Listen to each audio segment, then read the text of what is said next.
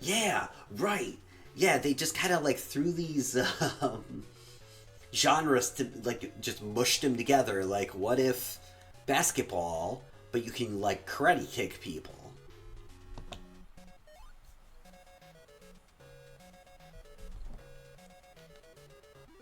Oh, whoops. No, I didn't mean to do that. No, wait. Oh, there we go. Okay. So let's play easy mode. We'll cheat ourselves and how'd that tweet go? You cheated yourself and you didn't whatever it is. What was that? That was like 3 or 4 months ago, that tweet. I remember I was going to do a dramatic reading of it on the podcast, and then I decided not to because I thought it was just so freaking stupid. Namova, hey! Oh, EA Play was today. Oh, interesting.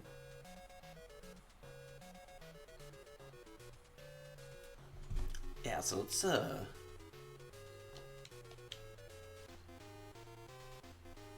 play some Super Dodgeball. You get to play as America.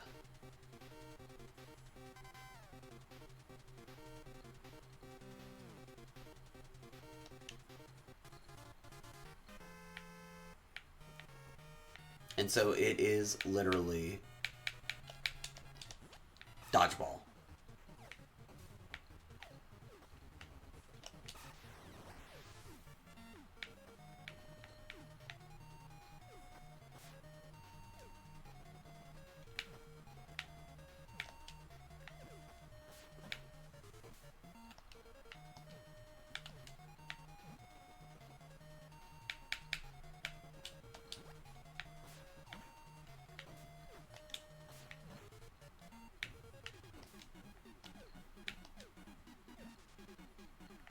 I should have grown up playing the NES. All these games are truly groundbreaking history makers. Yeah, no kidding. Like a dodgeball game was like really, seems silly, but it was kind of like, whoa, they can make a dodgeball game? Like, you were kind of surprised by that.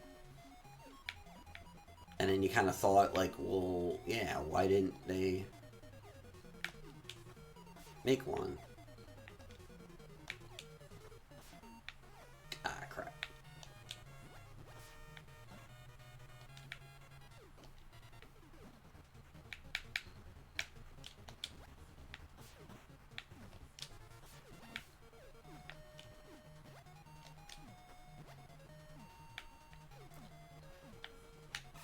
Yeah, I mean, what was really cool at this time, too, was, like, how experimental games were.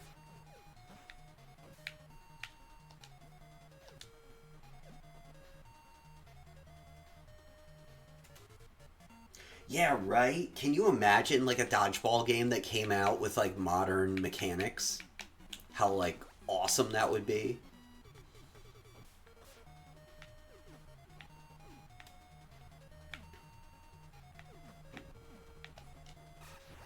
Made by, like, oh, I don't know, like the people who make, like, Super Mega Baseball or something like that.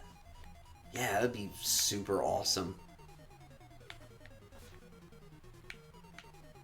I think there's such a market for, like, fun games these days that aren't, like, horrific, murder simulators or like the sequel to the game that inspired our podcast name is apparently a misery simulator. I think people are not looking for games like that right now. So, co-op dodgeball? Hell yeah. Escape Force, Star Wars Squadron.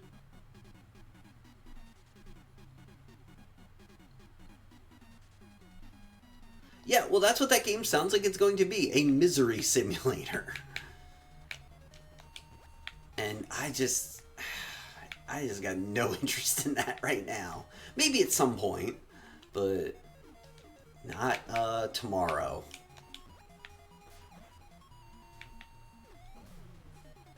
You know what I'm gonna do tomorrow morning? I'm gonna check my turnip prices in Animal Crossing. That's what I'm gonna do. And I'm gonna check on my villager who was sad today and see how they're doing. That's what I'm gonna do.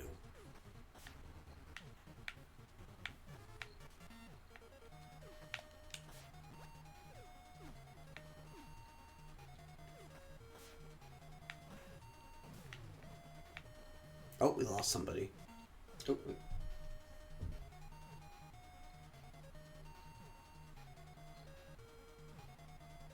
yeah, I truly do not want to play games that are depressing right now. I really. Oh, we won. Awesome. Yeah, I just have like no interest in that. I just had a birthday too. Um, yeah, I know we're America in this game. I just had a birthday. Spike, I think, was my birthday. In mine, I think so. Hold on, I gotta stand up again.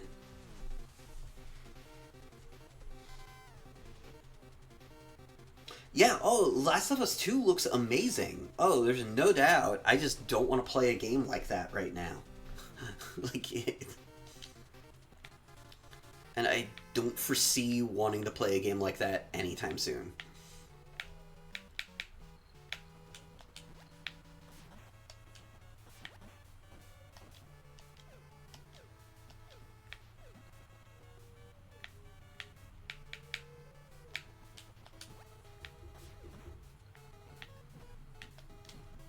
I'm actually gonna uh tomorrow I'm actually gonna mute The Last of Us on Twitter too because there's a couple of people I follow who have like real like hot takes about it and I'm just not in the mood for reading it right now.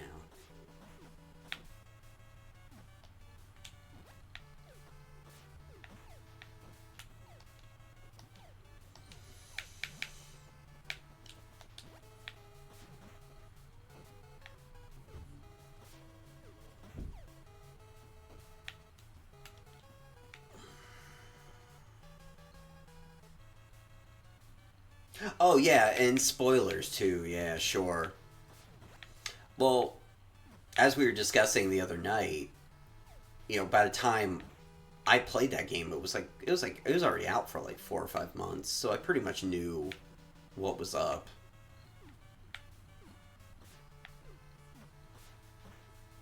And what was going to happen in it. There was one part of it that nobody had told me about that I kind of wish they had, because it was like a pretty like shitty, upsetting part. And that's all the stuff in the snow, with the dude who seems like he's your bud, but he's like kind of a creep. That part, and the weird dynamics of getting through that part because the mechanics of it aren't very good when Ellie's trying to escape. Kind of sucked, for sure. I was kind of pissed about that, actually.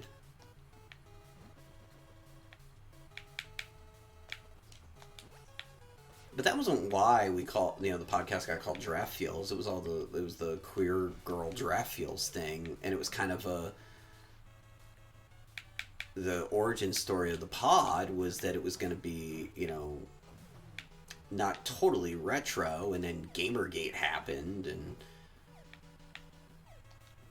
some things changed, and it was kind of a fuck you to them too to call it that.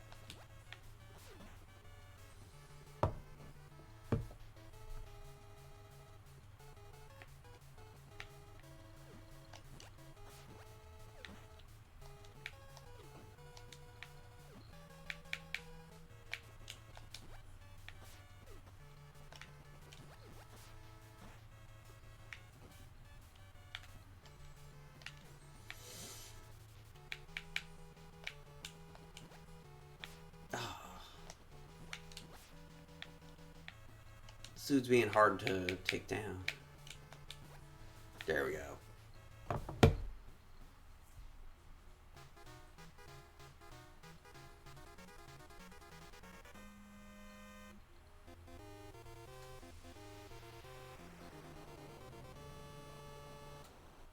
Yeah, I got tired of hearing about Final Fantasy also.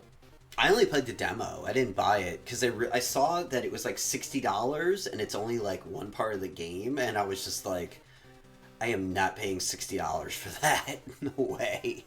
Like, give me a break. We can Oh, whoops. I'll wait till it's on sale. Because I mean, the demo was fine, but I don't know. Final Fantasy VII, like in theory, is really good, but I replayed it the first couple hours for Extra Life a few years ago, and I was like, I don't know, man. Some of it's kind of clunky. I like the politics of it, that it's about like eco-terrorism and stuff like that. That's cool. And I was kind of pissed at like some of the hashtag games journalist types that were like poo-pooing that recently, but I mean, that's kind of what that game's about, is like end game climate change and stuff like that.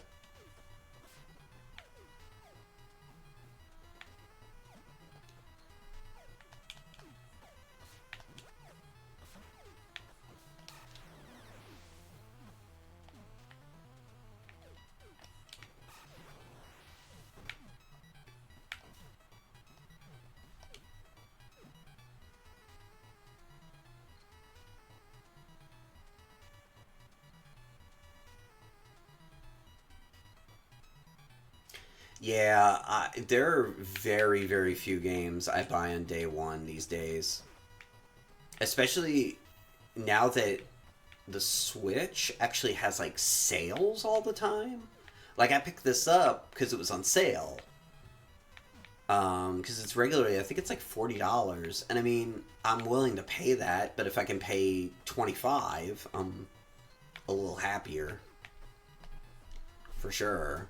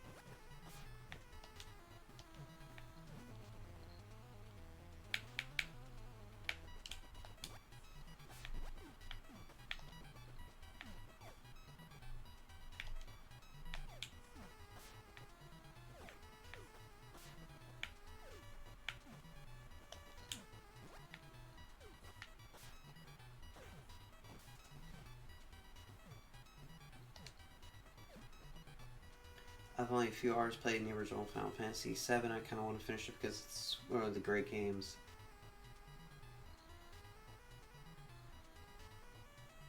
Yeah, oh, it's worth playing through. I mean, there's no doubt. That game was, it's hard to describe how massive that game was at the time.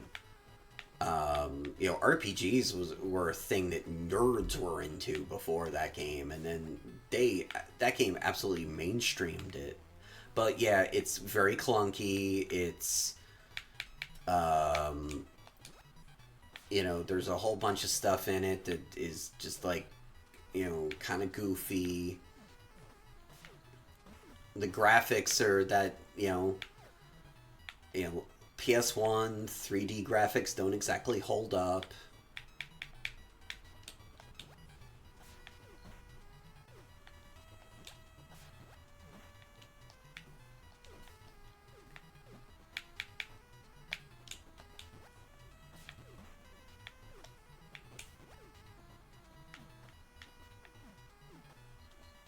You know, the load times are really slow. But yeah, I mean, I would play through it, sure.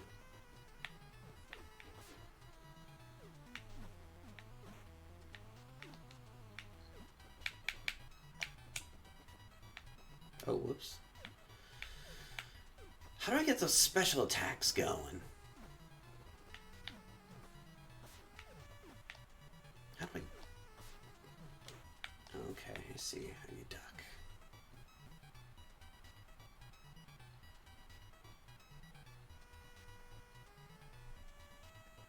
Oh, really? Oh, that's interesting. I had heard that happen with Final Fantasy VIII also. That they lost the code.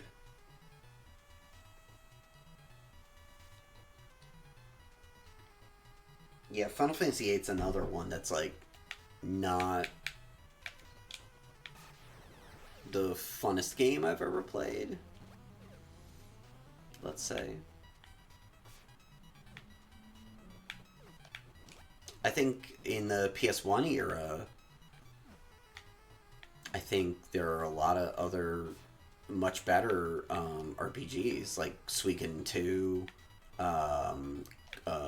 Chrono Cross.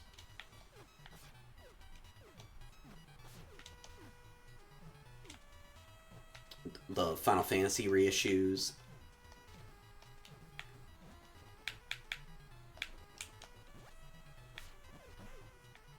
I'm playing through OG Final Fantasy right now on the Origins collection, and it's, you know, it's good.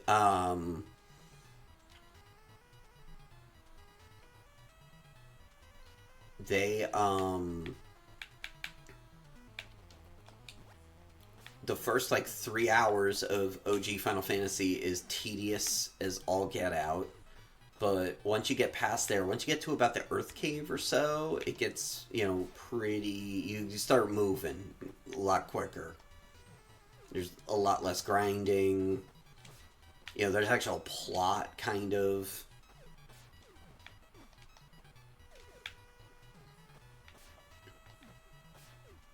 And the version on the Origins collection is a really good one. I would not attempt to play the original. There's some combat dynamics that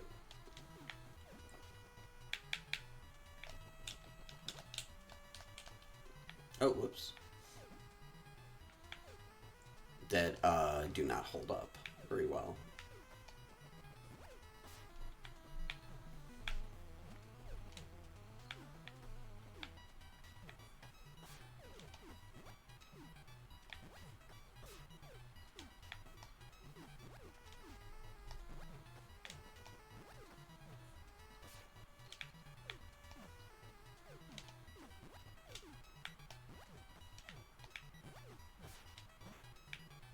Oh jeez.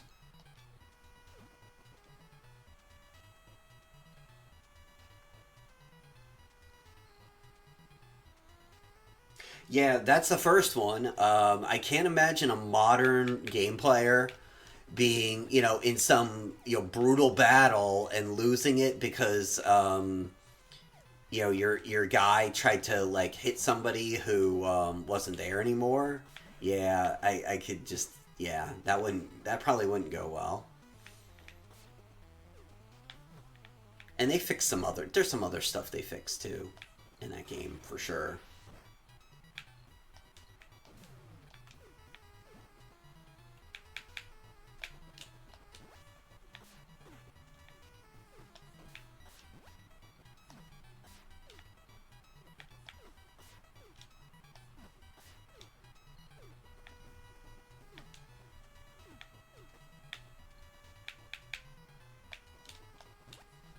The music in that version is really good. The redone with all the like digital woodwind music is really really good.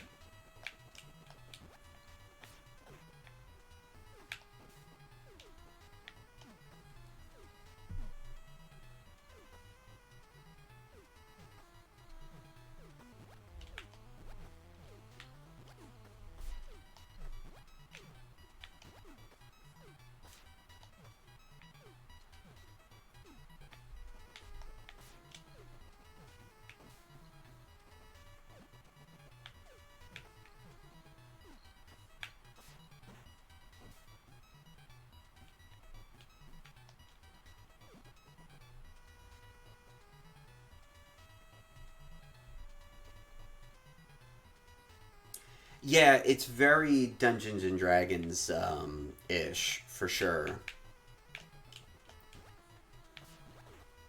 Um, Nothing until the very end of it really cures your entire party. In general, curatives in the first game are not good. They don't. That's been kind of one of the things I've been thinking about as I play through it right now. Is that your heal potions, your cure magic does like it doesn't really do much.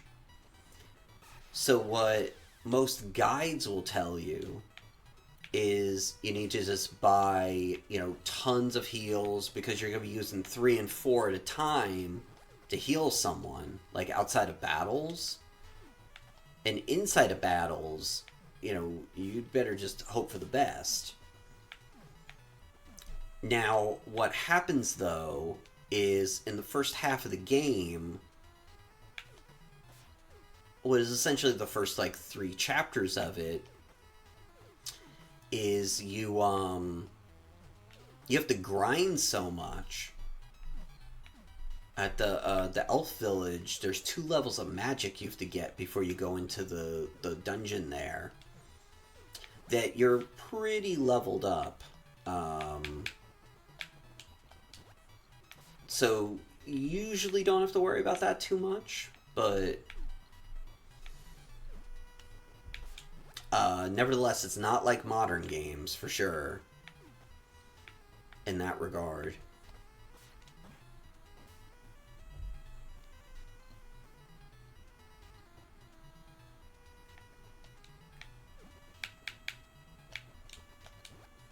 There's also a lot of one of the things that's cool in it though, that I don't know if it's in any of the newer games, is that you can get swords and armor and stuff like that that can do magic. So like there's like low level armor that you keep because it does like heal potions and stuff like that. Ah, we lost.